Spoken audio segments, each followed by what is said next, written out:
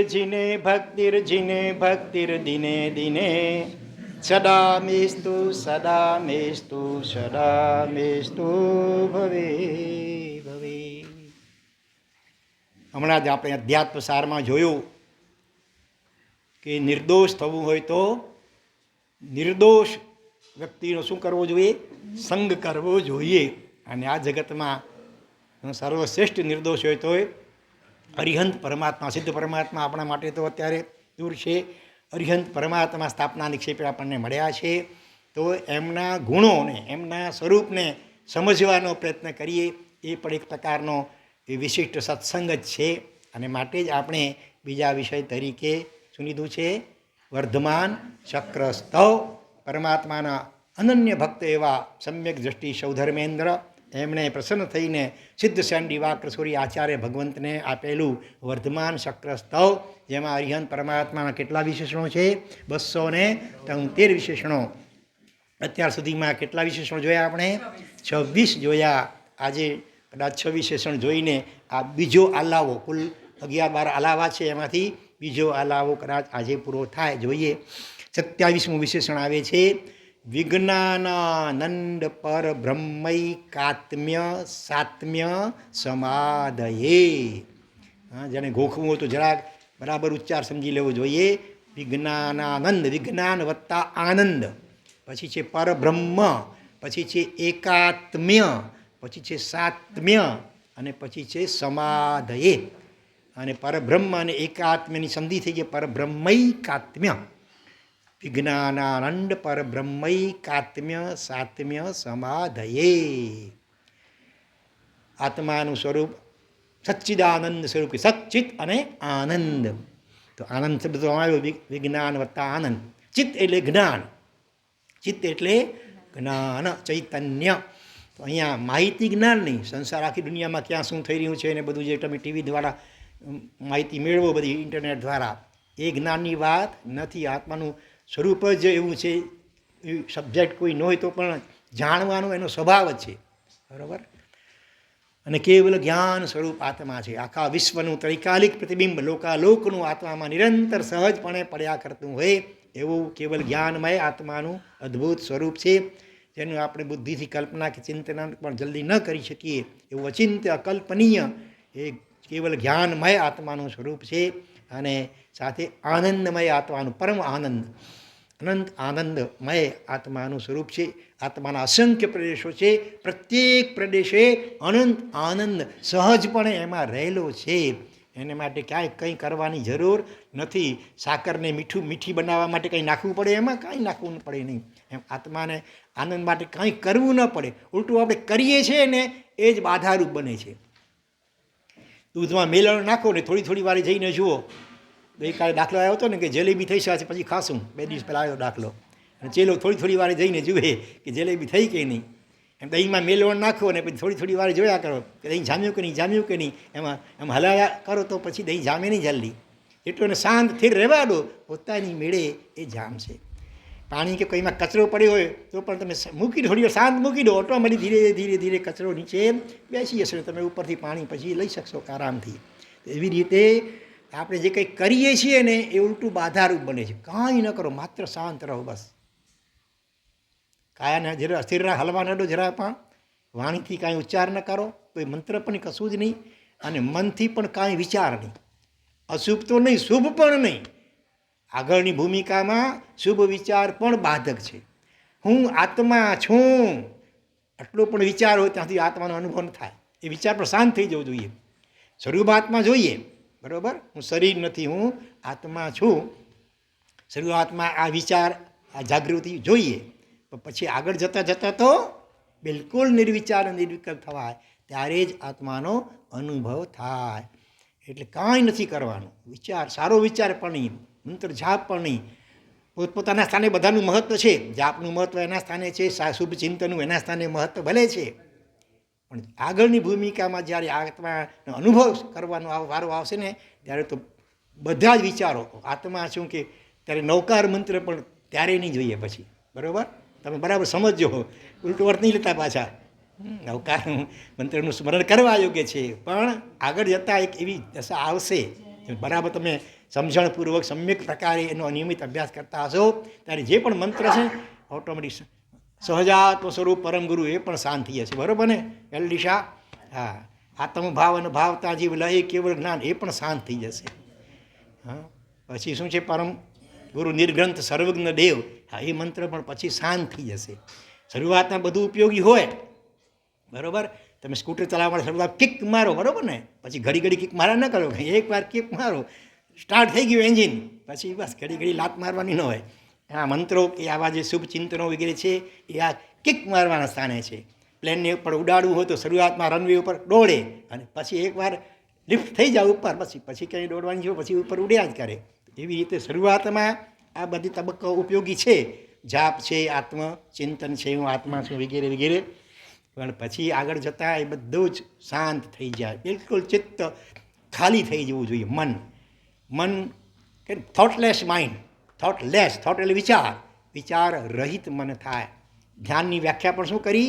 ધ્યાનમ નિર્વિષયમ મનઃ, મનમાં કોઈ જ વિષય ન હોય, શુભ પણ નહીં, અશુભ તો નહીં જ, પણ શુભ પણ નહીં. મન બિલકુલ ખાલી બને તો એમાં આત્મા ઝળકી ઉઠે. તો અહીંયા કહે છે વિજ્ઞાન અને આનંદ, કેવલ જ્ઞાન, આનંદ અને પરબ્રહ્મ. બ્રહ્મ એટલે અહીંયા શુદ્ધ આત્મા અથવા તો શાશ્વત સચ્ચિત, અને સતનો અર્થ છે શાશ્વત. ચિત્ત એટલે જ્ઞાન અને આનંદ. તો અહીંયા સત્યને માટે શબ્દ વાપર્યો પરબ્રહ્મ.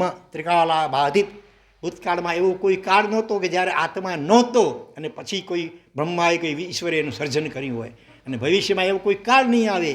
ગમે એવું ભલે ગમે એટલા અણુબંબુ જળીઓ વરસે આ વિશ્વ ઉપર, ઘણું ખેદાન બેદાન થઈ જાય તો પણ આત્માનું બાષ્પીભવન થઈ જાય, આત્મા અલોપ થઈ જાય, બિલકુલ આત્મા રહે જ નહીં, કાયમ માટે નાશ થઈ જાય, એવું પણ ક્યારેય બન્યું નથી, બનવાનું પણ નથી. એક ગતિમાંથી બીજી ગતિમાં ચાલ્યો જાય, દેવ બની નરકમાં જાય, તિરંજ ગતિ પામે, પણ આત્મા શાશ્વત છે. પરબ્રહ્મનો અર્થ એ લઈ અહીંયા આ ત્રણેયનું એકાત્મ્ય.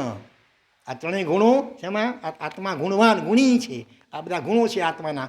ગુણ અને ગુણી વચ્ચે કથનચિત અભેદ હોય. સાકર અને મીઠાશ એને જુદા પાડી શકો? એકલી મીઠાશ લાવો, સાકર વગર, સાકર ગોળ કંઈ નહીં, ખાલી મીઠાશ લાવો. મીઠાશ એ ગુણ છે, તો એ ગુણી સાકર વગેરે એમાં રહેલું હોય. તો આ કેવલ જ્ઞાન, આનંદ, કાયમી અસ્તિત્વ, આ બધું આત્માના ગુણો છે. અને કથનચિત આત્મા સાથે અભેદપણે, એકાત્મપણે રહેલા છે. વિજ્ઞાન, આનંદ અને પરબ્રહ્મ એનું એકાત્મ્ય છે. હા, અને બીજી શબ્દ વાપરે સાત્મ્ય, સમાધયે. આત્માનું સ્વરૂપ કેવું છે? એકદમ પરમ સમાધિમય છે. જરાય અસમાધિ કે વિષમતા, વ્યાકુળતા છે જ નહીં. અવ્યાબાદ સ્વરૂપી છે આત્મા, કોઈ જાતની વ્યાબાધા, અસમાધિ જેવું છે જ નહીં. આવું અદ્ભુત આત્માનું સ્વરૂપ છે. શબ્દોથી તો ભાંગ્યા તૂટ્યા ઈશારા માત્ર કરી શકાય, બાકી તો અનુભવ ગમ્ય હોય છે. અમૃતવેલની સજ્જાએમાં જીવનું વિશુદ્ધ સ્વરૂપ દર્શાવ્યું છે. દેહ મન વચન પૂદગલ થકી કર્મથી ભિન્ન તુજ રૂપ રે, અક્ષય અકલંક છે જીવનું જ્ઞાન આનંદ સ્વરૂપ રે, ચેતન જ્ઞાન અજુવાળીએ. દેહ, મન ને વચન, ત્રણે મન વચન કાયાથી અને બીજા તમામ પૂદગલથી પણ ભિન્ન તારું સ્વરૂપ છે. કેવું છે? કર્મથી પણ ભિન્ન, કર્મ પણ પૂદગલ છે, અને બાકી જે કંઈ દેખાય છે બધું જ પૂદગલ છે. વિષયો બધા પૂદગલમય છે. એનાથી તદ્દન જુદું આત્માનું સ્વરૂપ છે. અક્ષય અને અકલંક, કર્મનું કે દોષનું કોઈ કલંક શુદ્ધાત્મામાં નથી, અને કરી પણ ક્ષય ન પામે એવું શાશ્વત ધ્રુવ, નિત્ય, પરમેનન્ટ આત્માનું જ્ઞાન આનંદ સ્વરૂપ છે. કેવલ જ્ઞાનમય અને પરમ આનંદમય એ આત્મ સ્વરૂપ છે. તો વિશિષ્ટ જ્ઞાન અને વિશુદ્ધ આનંદ એ જીવનું આત્મ સ્વરૂપ છે. તેની સાથે તાદાત્મ્ય એટલે એકરૂપતાનો અનુભવ કરતા પ્રભુને અહીં નમન થયા છે. ચક્રસ્તવ એટલે પ્રભુ નમનની શ્રેણી. 273 વખત નમઃ નમઃ નમઃનો પ્રયોગ આવે. ઓમ નમો અર્હતે, ભલે એની શું કહેવાય, અધ્યાવૃત્તિ ચાલ્યા કરે પાછળ. દરેક વિશેષણ સાથે નમ શબ્દ જોડવાનો છે. ઓમ નમો અર્હતે. તો વિવિધ કક્ષાએ રહેલા, વિવિધ સ્વરૂપે રહેલા પ્રભુને અહીં નમન થયા છે. અહીં પ્રભુની સ્વરૂપલીન અવસ્થાને ધ્યાનમાં રાખીને નમન થયા છે. પ્રભુ વંદનીય, પ્રભુની પ્રત્યેક અવસ્થા પણ વંદનીય છે. જ્યારે આપણે અરિહંત વંદનાવલી દ્વારા પરમાત્માના 5 કલ્યાણકનું ચિંતન કરીએ તો પરમાત્માની બાલ્યાવસ્થાથી માંડીને પ્રત્યેક અવસ્થા પણ ભગવાનની વંદનીય છે. ભલે એ ગ્રસ્ત જીવનમાં હોય, હજી દીક્ષા પણ નથી લીધી, છતાં પણ એની દશા એટલી બધી ઉચ્ચ હોય છે. ગર્ભાવસ્થા તે જ પૂર્ણ જ્ઞાનથી યુક્ત હોય, સમ્યક દ્રષ્ટિથી યુક્ત હોય. આગળ કહે છે હરિ હર હિરણ્ય ગર્ભાદિ દેવતા પરિકલિત સ્વરૂપાય. હરિ એટલે વિષ્ણુ, હર એટલે શંકર અથવા મહાદેવ, અને હિરણ્ય ગર્ભ એટલે બ્રહ્મા. બ્રહ્મા માટે હિરણ્ય ગર્ભ શબ્દ આવે છે. આદિ એટલે વગેરે, આ બધા બ્રહ્મા વિષ્ણુ મહેશ વગેરે દેવતાઓ. પછી છે પરિકલિત સ્વરૂપાય. હવે અહીંયા 2 રીતે અર્થ હશે. આ બધા દેવતાઓનું જે કાર્ય છે અથવા જે વિશેષતાઓ છે એ બધી એક અરિહંત પરમાત્મામાં રહેલી છે. હિન્દુઓમાં શું કહેવાય છે? બ્રહ્મા એ સૃષ્ટિના સર્જનહાર તરીકે, વિષ્ણુ એ પાલનહાર તરીકે, અને શંકરે સંહાર કરનાર તરીકે કહેવામાં આવે છે. તો આ બધા વિશેષણો પરમાત્મા, અરિહંત પરમાત્મા કેવી રીતે ઘટે? જો ઈશ્વર માટે અંગ્રેજીમાં કયો શબ્દ છે? God, GOD. હવે એક અક્ષરને લેજો. જી એટલે જનરેટર. જનરેટર એટલે ઉત્પન્ન કરનાર, વીજળીને ઉત્પન્ન કરે જનરેટર કહેવાય. પછી ઓ એટલે ઓપરેટર. ઓપરેટર એટલે સંચાલક, બરાબર. અને ડી એટલે ડિસ્ટ્રોયર, નાશ કરનાર. ડિસ્ટ્રોય એટલે નાશ કરવું. સર્જક, સંચાલક અને સંહારક, GOD. તો ભગવાનમાં આ 3 ગુણો કેવી રીતે છે? અરિહંત પરમાત્મામાં એ સૃષ્ટિનું સર્જન કે પાલન કે સંહાર નથી કરતા, બરાબર. શું કરે છે? તો પછી પ્રભુની કૃપાથી ગુણોનું સર્જન થાય છે ઓટોમેટિક. જીવ પ્રભુ સન્મુખ બને, એમની ઉપાસના કરે તો શું થાય? ઓટોમેટિક એમની કૃપાથી ગુણોનું સર્જન એટલે ઉત્પત્તિ થઈ. પછી એટલે કે પ્રભુ બ્રહ્મા આ રીતે ભગવાન હિરણ્ય ગર્ભ સ્વરૂપ છે, બ્રહ્મ સ્વરૂપ, બ્રહ્મા સ્વરૂપ છે. બ્રહ્માનું કાર્ય સર્જન કરવાનું. તો ભગવાન ગુણોનું સર્જન કરતા નથી, ભગવાનના કરતા ભાવ નથી. હું કરું, ઓટોમેટિક થાય. જીવ પ્રભુ સન્મુખ બને, એમની ઉપાસના કરે, ભક્તિ કરે એટલે ઓટોમેટિક જીવમાં અનેક પ્રકારના સદગુણો, અત્યારે દોષોથી જે આવરાયેલા, ઢંકાયેલા, દબાયેલા છે એ પ્રગટ થવા લાગી જાય. પછી પ્રભુની કૃપાથી જીવનું રક્ષણ પણ થાય છે. વિષ્ણુનું કાર્ય પાલન કરવાનું, રક્ષણ કરવાનું. તો જે જીવો, જે સદગુણો પ્રગટ થયા હોય એ વળી પાછા રાગદ્વેષાની દોષોથી ઢંકાઈ ન જાય એ માટે પણ પ્રભુની કૃપા અદૃશ્યપણે, સૂક્ષ્મપણે કામ કરતી હોય. કૃપા તો નિરંતર સહજપણે વરસતી હોય, એને ઝીલવા માટે જીવે સન્મુખ બનવું જોઈએ. અને પછી સંહાર, નાશ. તો પ્રભુની કૃપાથી શેનું વિસર્જન થાય છે? દોષોનું, અવગુણોનું વિસર્જન થાય છે. એટલે પ્રભુ શંકર પણ છે. એટલે આ રીતે જેટલા પણ બીજા દેવો, દરેકમાં જે વિશેષતા હોય એ બધી જ વિશેષતાઓનું એકમાત્ર સરનામું હોય તો અરિહંત પરમાત્મા છે, બરાબર. અને બીજો અર્થ આ પણ, હર બ્રહ્મ હિરણ્ય ગર્ભાદિ દેવતા અપરિકલિત સ્વરૂપાય. એમાં ઉમેરવાનો. તો પણ દેવતા વત્તા અપરિકલિત હોય એટલે સાડીને બોલો લે સંધિ થઈ જાય. દેવતા પરિકલિત સ્વરૂપ એમ જ થાય. એનો મતલબ કે અન્ય દેવોથી અજ્ઞાત સ્વરૂપવાળા બ્રહ્મા, વિષ્ણુ, મહેશ કે બીજા ગમે એવા દેવો દેવીઓ એ પ્રભુથી પરિકલિત એટલે જાણી શકાય એવું. અપરિકલિત એટલે જેનું સ્વરૂપ કોઈ જાણી શકે. દેવતાઓ, ઇન્દ્રો, બ્રહ્મ વગેરે, બ્રહ્મા, વિષ્ણુ, મહેશ વગેરે કોઈ અરિહંત પરમાત્માનું સ્વરૂપ એટલું બધું અચિંત્ય છે કે એની કલ્પના આવા મહાન ગણાતા કે ભગવાન જેવા ગણાતા દેવો માટે પણ શક્ય નથી. એવું પરમાત્માનું સ્વરૂપ અચિંત્ય, અવર્ણનીય, અકલ્પનીય છે. એવા પ્રભુને નમન. હવે 4 વિશેષણોનું સળંગ ભેગો અર્થ લેવાય છે. સમ્યક શ્રદ્ધેયાય, બોલો. સમ્યક ધ્યેયાય, સમ્યક શરણ્યાય, સુસમાહિત સમ્યક સ્પૃહણીયાય, સુસમાહિત સમ્યક સ્પૃહણીયાય. ભગવાન કેવા છે? સમ્યક પ્રકારે, દરેક ચારેયમાં સમ્યક શબ્દ ખાસ મૂક્યો છે. સમ્યક પ્રકારે શ્રદ્ધેય અને શ્રદ્ધા કરવા યોગ્ય છે. એમના પ્રત્યે રાખેલી શ્રદ્ધા ક્યારેય પણ નિષ્ફળ નહીં જાય. વ્યવહારમાં કોઈકની પર શ્રદ્ધા રાખો પણ પછી પાછળથી ડઘો પણ, વિશ્વાસઘાત પણ શક્ય છે. ત્યારે ભગવાન ઉપર રાખેલી શ્રદ્ધા ક્યારેય પણ વિશ્વાસઘાતી બનતી નથી. સમ્યક ધ્યેયાય, સમ્યક પ્રકારે ધ્યાન કરવા યોગ્ય હોય તો, ધ્યાન માટેનું કોઈ આલંબન, શ્રેષ્ઠ આલંબન હોય તો પરમાત્મા કે એનું સ્વરૂપ છે. સમ્યક શરણ્યાય, આ જગતમાં કોઈનું શરણ સ્વીકારવા ગયો હોય તો સમ્યક પ્રકારે અરિહંત પરમાત્માનું જ શરણ સ્વીકારવા યોગ્ય છે. અને આગળ છેલ્લે કહે છે સુસમાહિત સમ્યક સ્પૃહણીયાય, સમ્યક પ્રકારે સ્પૃહા, ઝંખના કોઈની કરવી હોય તો એ અરિહંત પરમાત્માની જ ખરેખર સ્પૃહા એટલે ઝંખના કરવા યોગ્ય છે. પ્રભુ એટલે શ્રદ્ધાનું સરનામું, પ્રભુ એટલે ધ્યાનનું ધ્યાન, પ્રભુ એટલે શરણ લેવા લાયક પરમ સ્થાન, અને અત્યંત સારી સમાધિમાં રહેનારા યોગીઓ માટે પણ ઝંખના કરવા લાયક એવા મારા પ્રભુને નમન હો, નમન હો, નમન હો. શ્રદ્ધા, ધ્યાન, શરણ અને ઝંખના, આ ચારેયનું સ્થાન કોઈ હોય તો એ અરિહંત પરમાત્મા છે. ઘણા લોકો પાસે વિશેષ શક્તિ હોય પણ સારું કરવાની ભાવના ન હોય. શક્તિ આર્થિક રીતે હોય, શારીરિક બની અનેક રીતે શક્તિ હોય, પણ એના દ્વારા કોકનું ભલું કરવું, પરોપકાર કરવું એ ન હોય. મમ્મણ શેઠ પાસે કેટલી લક્ષ્મી સંપત્તિ હતી, પણ ન પોતે ખાધું ને કોઈને ખાવા દીધું.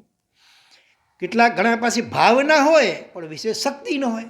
ભાવના તો ઘણાને ઘણી થતું હોય કે હું ડેરાસર બંધાવું, શરીર પાછો સંગ કરું, આમ કરું, તેમ કરું, પણ અહીંયા ખિસ્સા ખાલી એવી વાત હોય.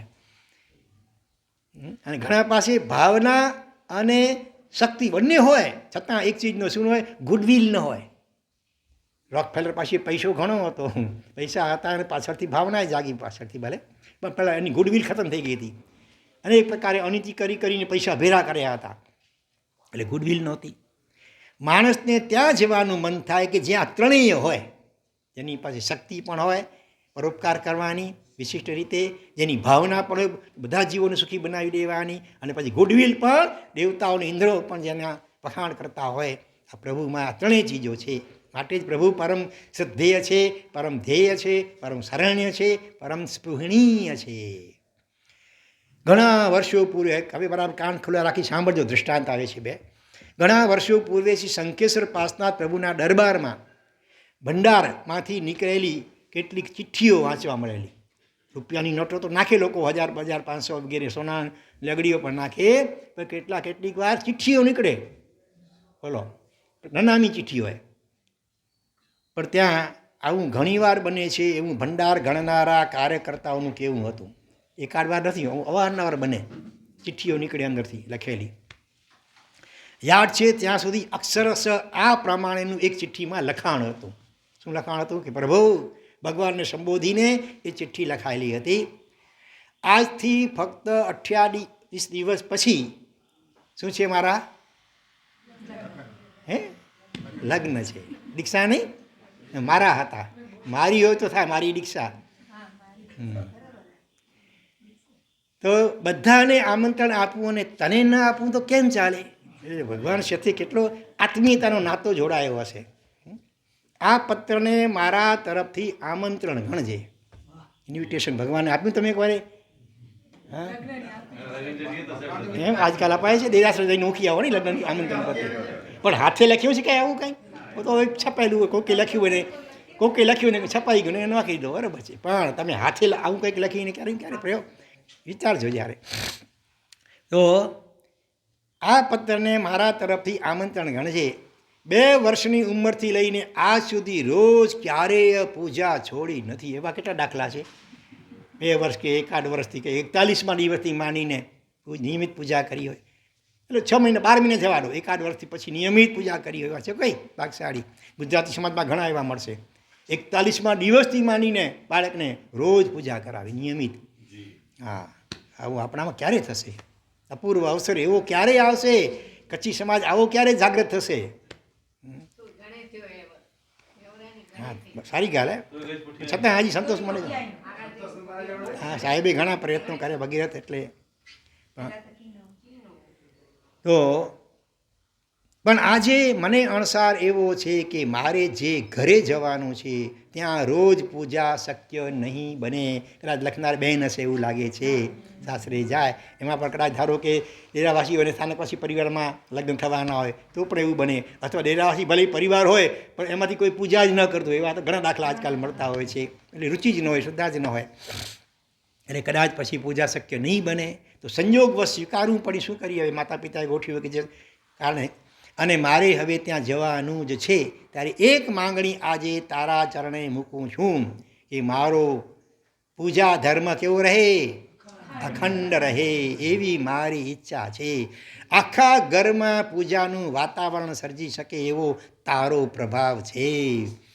ઓલી જો શ્રીમતી અન્ય ધર્મમાં લગ્ન થયા હતા, એને ફસાવવામાં આવી હતી, અને એ જૈન ધર્મનો કટ્ટર વિરોધી, એ નવકાર ગણી તો પણ એને ગણવા ન દે, બંધ કરાવે. એની મારી નાખવા માટે ગળામાં ઝેરી સર્પ પૂરવામાં આવ્યો, પણ શ્રદ્ધાના ચમત્કારે શું સર્જ્યું, એ ફૂલની માળા બની ગઈ. તો એ થઈ શકે આવું બધું. તો આખા ઘરમાં પૂજાનું વાતાવરણ, પછી તો આખો પરિવાર જૈન ધર્મી બની ગયો, ઇતર ધર્મી હતો, આ ચમત્કાર જોયો એટલે. એવો તારો પ્રભાવ છે. 1 મહિનાની અંદર જો આવું વાતાવરણ, અલ્ટિમેટ ડેડ લાઈન આપી દીધી, તારીખ આપી દીધી, બરાબર ને, જો આવું વાતાવરણ સર્જાય તો હું માનીશ કે મારા પ્રસંગે તારી હાજરી હતી. હા, આ પ્રસંગો બન્યા છે. ડાણું રોડમાં અત્યારે રહે છે અક્ષાબેન દિલીપભાઈ, પ્રાય માંડવી કે ભુજ આપણે મુંદ્રાના, અને લગભગ 26 વર્ષની ઉંમર હતી, અને એમણે પહેલી જ વાર પૂજ્યપાદ પન્યાસ પ્રવર્ષી ચંદ્રશેખરજી મહારાજનું બ્રહ્મચર્ય ઉપરનું વ્યાખ્યાન સાંભળ્યું, અને એટલું અસરકારક નીવડ્યું. ત્યાં ને ત્યાં સંકલ્પ કરી દો. એક જ સંતાનમાં એક દીકરો હતો, લગ્નને જે કંઈ 2-3 વર્ષ થયા છે, કે આજથી માંડીને મારે આજીવન બ્રહ્મચર્ય. હજી પતિ તો પૂછવાનું બાકી છે, પોતે મનમાં નક્કી કર્યો હમણાંથી માંડી મારે આજીવન બ્રહ્મચર્ય. તેમાં આટલા બધા જીવોની હિંસા થતી હોય વગેરે, આ ક્ષણિક સુખાભાસ ખાતર ઘરે જઈને પતિને વાત કરીએ છીએ, ધીરે ધીરે પરિવારમાં ખબર પડી તો હાહાકાર મચી જાય, બધાને એના પર તૂટી પડે કે આ તમે ભાવાવેશમાં આવીને આવો સંકલ્પ ન કરાય, તમે એકલા નથી, તમારે પતિની સંમતિ લેવી જોઈએ વગેરે વગેરે. ખૂબ દબાણ કરવામાં આવ્યું. એમણે કહ્યું નમ્રતાથી કે એમને બીજા લગ્ન કરવા હોય તો એ મારા તરફથી છૂટ છે, લખી આપું હમણાં જ. એમાં હું માનીની પણ અપેક્ષા રાખીશ નહીં, હું મારી પગભર હું ટ્યુશન કરાવીને પણ મારું ગુજરાન ચલાવી લઈશ. એમને બીજા લગ્ન કરવા હોય તો ખુશીથી કરી શકે છે, પણ મારો તો આ જાણે કે મક્કમ નિર્ણય છે.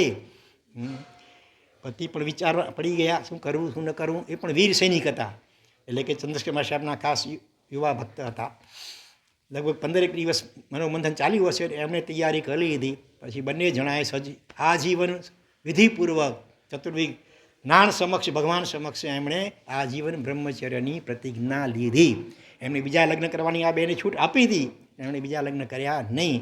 દિલીપભાઈ, દક્ષાબેન, અમે બંને જણાને અનેકવાર જોયા પણ છે, ડાણું રોડ રહે છે. તો આ રીતે. હા, પછી હજી આ વ્રત તો પછી લેવાયું. એનાથી પહેલાં દેરાસરમાં જઈને ભગવાનને ખૂબ કાકલુડીપૂર્વક પ્રાર્થના કરી કે ભગવાન, મારી જો ભાવના સારી અને સાચી છે તો તમે મને સહાયક બનજો, મને રાજી ખુશીથી રજા મળે. અને એના પ્રતિક સ્વરૂપે અત્યારે કુદરતી તમારા મસ્તક પર 3 ફૂલ ચડાવેલા છે કોઈકે પણ, એમાંથી વચલું ફૂલ અત્યારે ને અત્યારે નીચે પડે તો હું સમજીશ કે તમે મારી સાથે છો. આ ભાવ અને પ્રાર્થના કરી અને તરત જ વચલું ફૂલ નીચે પડ્યું, એટલે હિંમત આવી ગઈ. અને પછી 15 દિવસની અંદર તો પતિ પણ સંમત થઈ ગયા, અને બંને જણાએ સજોડે આજીવન બ્રહ્મચર્ય વ્રત અંગીકાર કરી લીધું. એટલે શ્રદ્ધા હોય તો વધુ શક્ય છે આવું. અને મારી શ્રદ્ધા એથી પણ આગળ છે, તારી હાજરીની અપેક્ષા સાથે. આ વાત કાલ્પનિક નથી, અપરિચિત વ્યક્તિની શ્રદ્ધાનો અહીં પરિચય થાય છે. લખનારે છેલ્લે પોતાનું નામ, સિંગલ નેમ લખી અને ચિઠ્ઠી એ ખુલ્લા કવરમાં દાદાના નામ સાથે ભંડારમાં પૂરી હતી. અને આવી જ બીજી એક ચિઠ્ઠી, પ્રભુ, સારા દિવસોમાં મેં તને જેટલું આપ્યું છે એટલો પ્રેમ, પૈસો કે સમય મેં મારા ઘરમાં પણ કોઈને આપ્યા નથી. પ્રેમ, પૈસો અને સમય ભગવાન પાસે એટલો બધો આપ્યો, ઘરમાં પણ કોઈ પાસે એટલું નથી આપ્યો. હાલમાં દિવસો ફર્યા છે, એવી મંડી આવી ગઈ હશે, આ કોરોનાના કારણે ઘણાની સ્થિતિ બદલાઈ ગઈ. ત્યારે મારા આવા દિવસોમાં કોઈને ન આપે એટલું તારે મને ન આપવું જોઈએ. ભગવાન સાથે ક્યારેક લાગણીથી માગણી પણ કરી શકાય. મારી વાત માંગણીની નથી, લાગણીની અને ખાલી જગ્યાની છે. 2 અક્ષર કે 3 અક્ષર, અઢી અક્ષર, 2 કે અઢી અક્ષર. એ એ શબ્દ એવો છે ને, શ્રદ્ધામાં તો 2 અડધા અડધા છે, શ્ર અને વૃદ્ધા ડબલ છે, એમ નહીં. એ શબ્દ એવો છે, ક્યારેક 2 અક્ષર રૂપે પણ લખાય, ક્યારેક અઢી અક્ષર રૂપે પણ લખાય છે. બંને રીતે એ શબ્દ લખાય છે. હક્ક, હક્ક ડબલ ક પણ લખાય અને સિંગલ ક પણ લખાતો હોય છે. તો અહીંયા મારી આ વાત માગણીની નહીં, લાગણીની અને હક્કની વાત છે. ભક્ત આત્મા સાચો હોય ને એ આમ હકથી પણ ક્યારેક માગી શકે. અત્યારે હું બીજે ક્યાં જાઉં, દેશો તો તુમ શું ભલું, બીજા તો નવી આચું રે, વાચક યશ કહે સાંઈ શું ફલ છે મુજ સાચું રે. જો તારાથી ન થાય તો માનીશ કે હવે કોઈનાથી પણ નહીં થાય. જીન ભગતે જે નવી થયું રે, તે બીજાથી નવી થાય રે.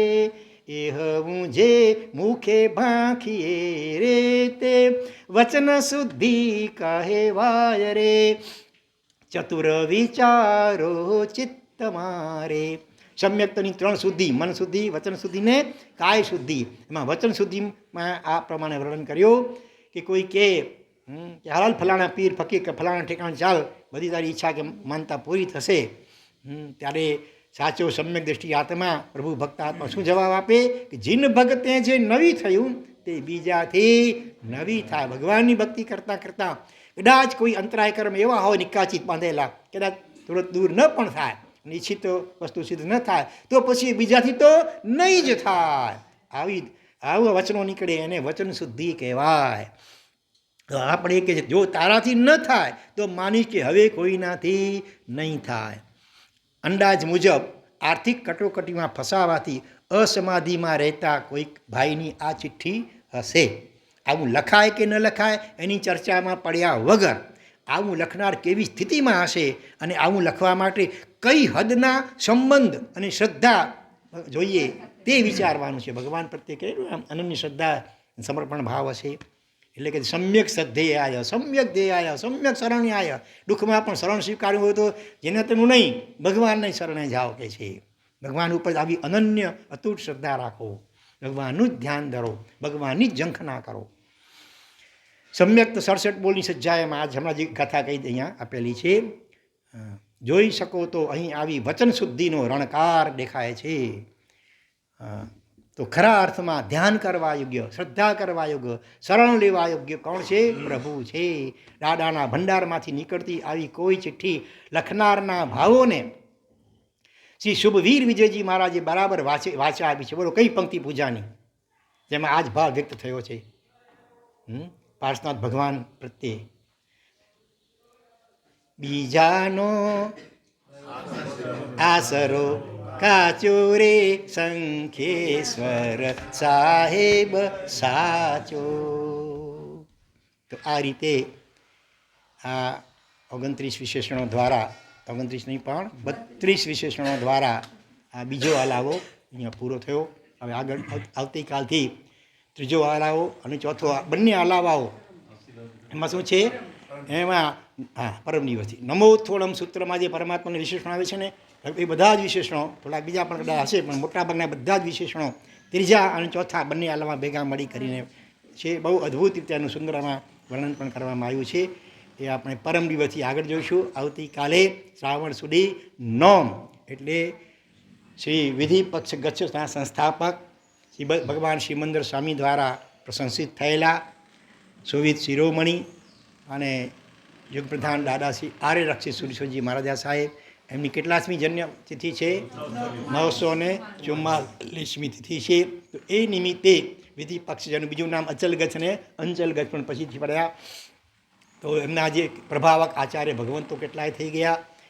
એમના જીવન પ્રસંગોના વર્ણન સાથે એ વિધિ પક્ષના ભાવાચાર્યોની વંદનાવલીનો કાર્યક્રમ સંગીત સાથે છે.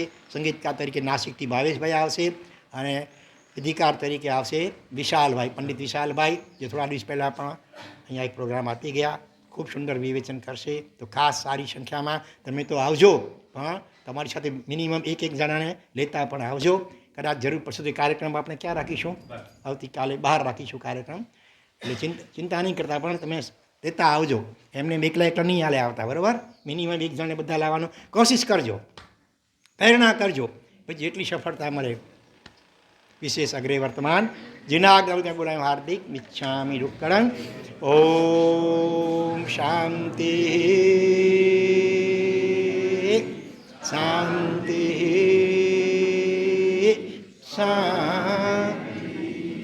આજથી 9 પદની 3 ઓળીઓની તપસ્યા શરૂ થઈ રહી છે. એટલે અત્યારે પણ આપણે 3 વખત એ 9 પદનો જાપ કરીશું. હું બોલું, તમે એને રિપીટ કરજો.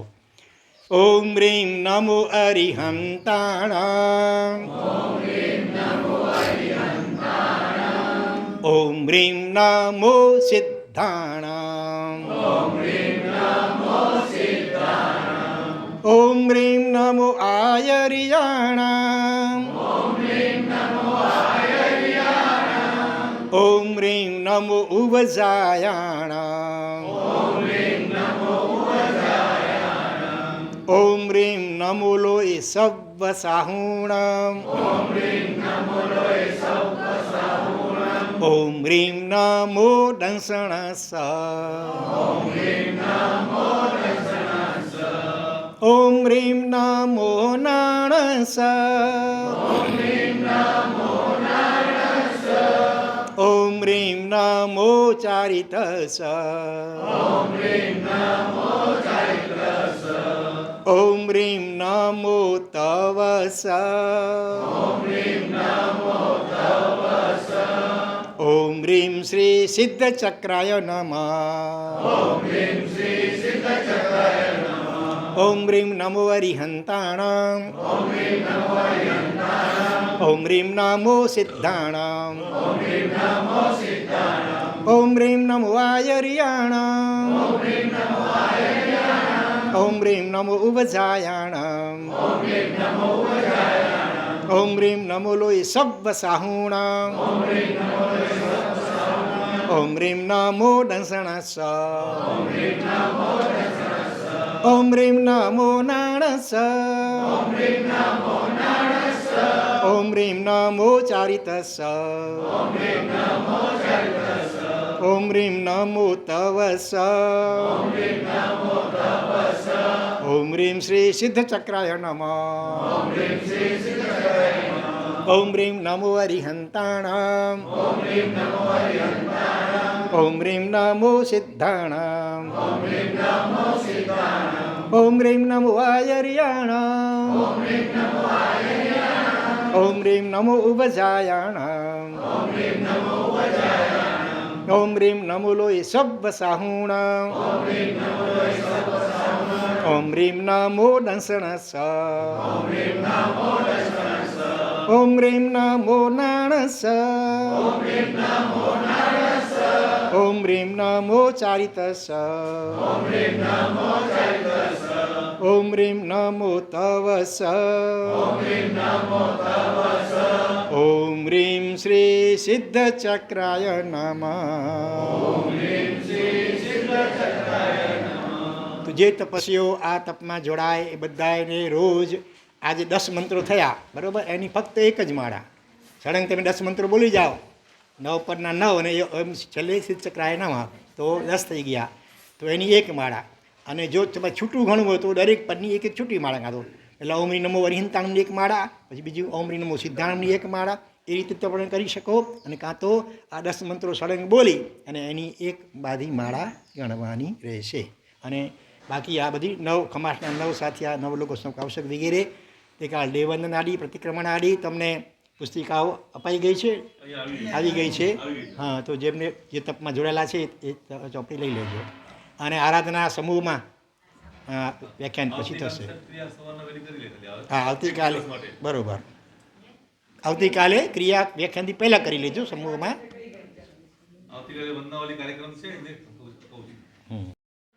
સર્વમંગલ માંગલ્યમ સર્વકલ્યાણકારણમ પ્રધાનમ સર્વધર્માણામ જૈનમ જયતિ શાસનમ.